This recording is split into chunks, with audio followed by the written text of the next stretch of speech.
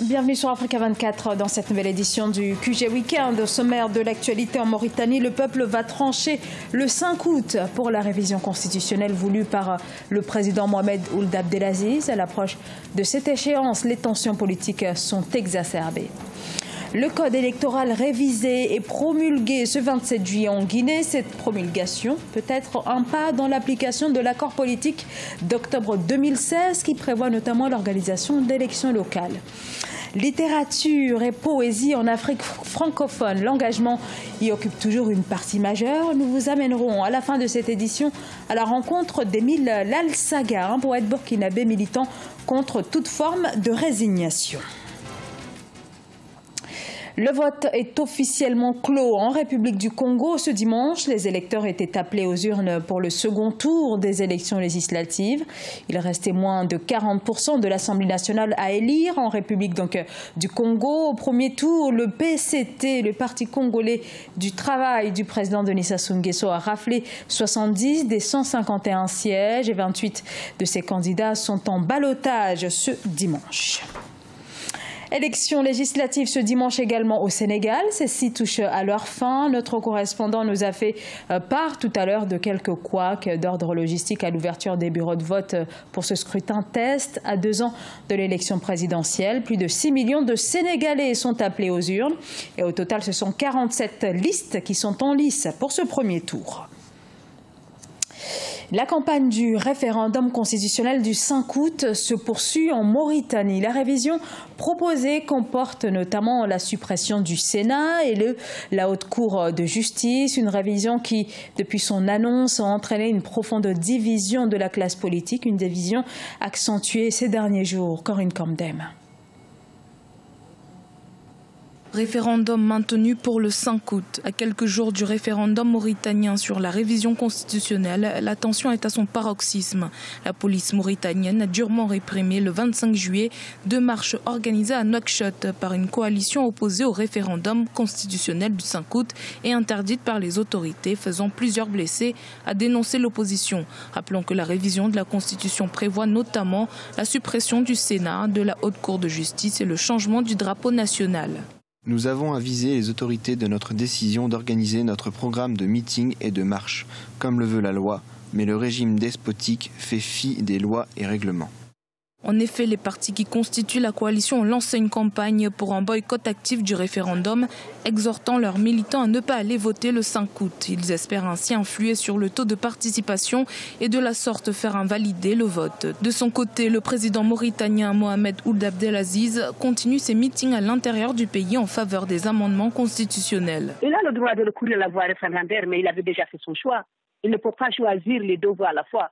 Il avait dit clairement dans un discours qu'il ne consultait pas le peuple pour la modification de la Constitution et qu'il va soumettre cette modification au Parlement. Et c'est ce qu'il a fait. Donc il ne peut pas plagier sur les deux procédures, ce n'est pas possible. Sa demande a été rejetée par le Sénat et en conséquence, ce qu'il cherche maintenant, c'est faire désavouer les sénateurs par le peuple. Ce n'est pas possible. Près d'1,4 million de Mauritaniens sont appelés à se prononcer sur ces changements constitutionnels pour lesquels 2 urnes sont prévues. L'une pour les principaux amendements et l'autre pour la modification du drapeau national selon la commission électorale. Une séparation introduite à la demande de certaines franges de l'opposition modérée qui seraient contre le changement du drapeau. La Guinée est désormais régie par un nouveau code électoral. Ce texte arrive dans un contexte d'impasse politique avec notamment ces manifestations de l'opposition pour exiger l'organisation des élections communales sans cesse reportées depuis 12 ans. Alors, ce nouveau code électoral peut-il permettre de dissoudre les tensions? Rien n'est moins sûr. Idlet Merabel-Bissou. Le nouveau code électoral a été promulgué en Guinée.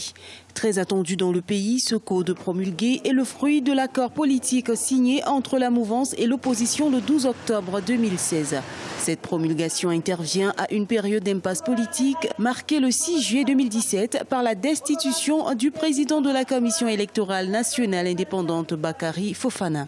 À noter que l'opposition a fait des sorties massives dans les rues pour revendiquer la mise en application de cet accord d'octobre 2016. Pour beaucoup de ces cadres, l'opposition républicaine ne sera satisfaite que lorsque les élections locales seront programmées par la CENI et la prise en compte de certaines revendications sociales. D'ailleurs, Elle précise que les séries de manifestations auront lieu à la date indiquée. En Guinée, la promulgation du code électoral est considérée comme un pas dans l'avancée du processus électoral. Mais ce dernier peut-il être considéré comme un élément de décrispation de la crise politique nationale?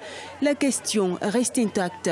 Ce qui est sûr, la revendication principale de l'opposition depuis 2010 reste l'organisation des élections communales selon la disposition inscrite dans l'ancien code électoral qui prévoit une élection directe dans les quartiers et dans les districts du pays. Nous nous sommes battus avant 2013 d'aller à ces élections communales avant les législatives.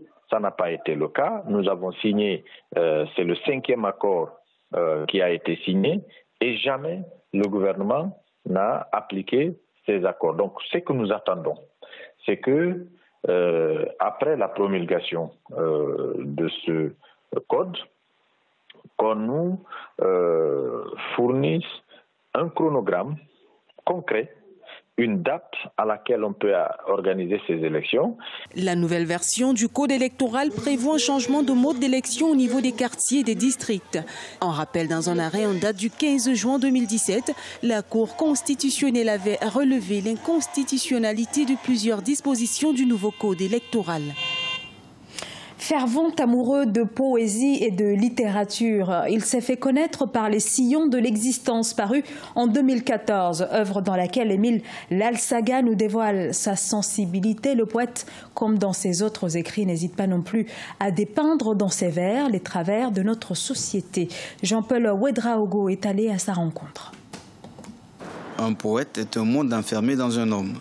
Ce dicton de Victor Hugo, Émile Lalsaga en est l'illustration parfaite selon son éditeur le Gerstic. Enseignant qualifié de l'école normale supérieure de l'université de Koudougou, c'est depuis la faculté de lettres à l'université de Ouagadougou qu'il a mûri sa passion pour la poésie. Les Sillons de l'existence, son premier recueil, se compose de 30 poèmes. Décrit comme un chef-d'œuvre par la critique, il se veut un condensé de la poésie de l'amour et de la douleur. À travers ce recueil, j'ai voulu jeter un regard sur notre monde d'aujourd'hui. Parce que quand j'observe autour de moi, je me rends compte que nous vivons, même malheureusement, nous ne donnons pas un sens et un goût à notre existence. Qu'est-ce qu'il faut faire face aux adversités de la vie? Faut-il se résigner? Je trouve qu'il y a un combat à mener ici. Et à travers ma plume, moi j'ai décidé de mener ce combat. Outre Les Sillons de l'existence, Émile Lalsaga a aussi publié « Réussir l'épreuve de la dictée au BEPC », un document didactique destiné à former les apprenants à travers conseils et exemples précis. Le caractère inédit du contenu a valu la proposition de 2 de ces textes aux sessions 2015 et 2017 du baccalauréat au Burkina Faso. Beaucoup d'élèves se disent que ce n'est pas la peine de faire un effort. Même si la dictée fait 2 phrases, 3 phrases, moi j'ai 0. Pourtant, c'est une matière. Ça peut aider à avoir une bonne moyenne.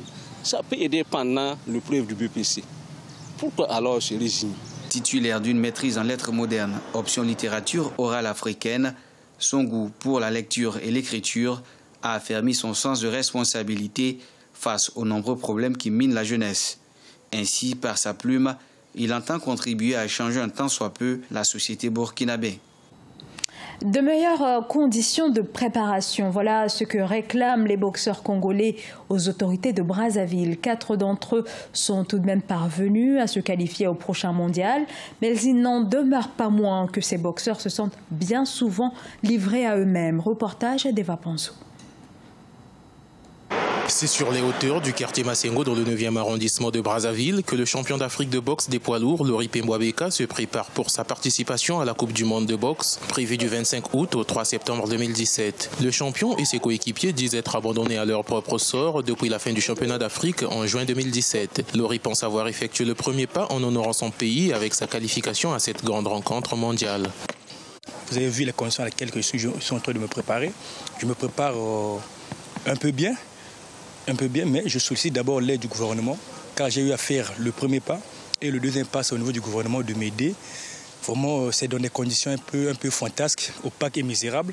Vous avez vu, En réalité, ça devait être dans une salle aménagée pour le sport. Notons que 4 pugilistes congolais se sont qualifiés au mondial de Hambourg à l'issue du 18e championnat d'Afrique de boxe Brazzaville 2017. La feuille de route présentée au ministère des Sports qui prévoyait un stage à Cuba n'a pas encore été approuvée. Néanmoins, matin et soir, Lori et son entraîneur s'entraînent rigoureusement. Après la CAN, la première des choses c'était d'abord de nous pousser à Cuba pour un stage au moins de 1 mois. Et Cuba, on devait basculer en Allemagne pour la Coupe du Monde. Ton niveau physique, il est tout au point. Quand je travaille avec lui, je sens qu'il y a quelque chose sur lui. Par rapport à la nécessité, pour moi, il faut que l'équipe soit déjà prête. Lori se considère comme étant l'icône de la boxe congolaise, premier champion d'Afrique congolais. Le capitaine des Diables Rouges est aussi titulaire d'une licence en économie des ressources naturelles et de l'environnement et officier des forces armées congolaises depuis 2011. Il vise l'or à Hambourg. Ce journal a été réalisé par l'ensemble de la rédaction. Merci à vous de l'avoir suivi. Dans un instant, une nouvelle édition de l'actualité sur Africa 24.